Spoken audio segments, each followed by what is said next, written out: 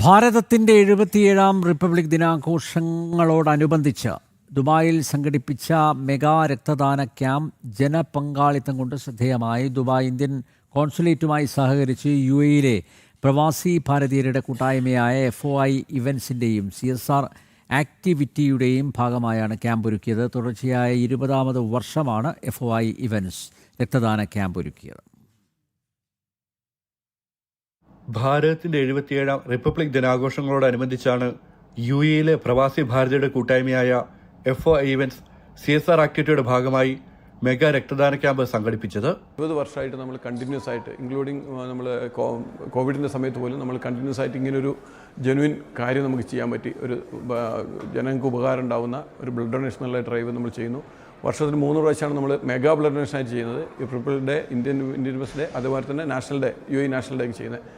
Dubai അൽജദഫിലുള്ള DHA ഹെഡ്ക്വാർട്ടേഴ്സിൽ നടന്ന പരിപാടിയിൽ സ്ത്രീകളും തൊഴിലാളികളും അടക്കം സമൂഹത്തിലെ വിവിധ മേഖലകളിൽ നിന്നുള്ളവർ രക്തദാനം നിർവഹിച്ചു.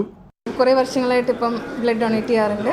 FOIയും ഇന്ത്യൻ കോൺസുലേറ്റും സഹകരിച്ച് നടത്തുന്ന ഈ ഒരു ബ്ലഡ് ഡൊണേഷൻ ഒരു ഭാരതീയ എന്ന നിലയിൽ നമുക്ക് വളരെ അഭിമാനകരമായൊരു നിമിഷമാണ്. കാരണം ഇത് 20 വർഷമായി ഇപ്പോൾ ഇത് തുടങ്ങിയിട്ട്. നമ്മുടെ ഇന്ത്യക്കും UAE-ക്കും ഒക്കെ നമുക്ക് ചെയ്യാൻ പറ്റുന്ന ഒരു സർവീസാണല്ലോ ഇത്. ദുബായ് ഇന്ത്യൻ കോൺസുലേറ്റുമായി സഹകരിച്ചാണ് ക്യാമ്പ് സംഘടിപ്പിച്ചത്. ഓരോ വർഷത്തിലും നിരവധി തവണ FOI CSR ആക്ടിവിറ്റിയുടെ ഭാഗമായി രക്തദാന ക്യാമ്പ് സംഘടിപ്പിക്കാറുണ്ട്. രക്തദാനം in Tamil, which is very, very noble cause.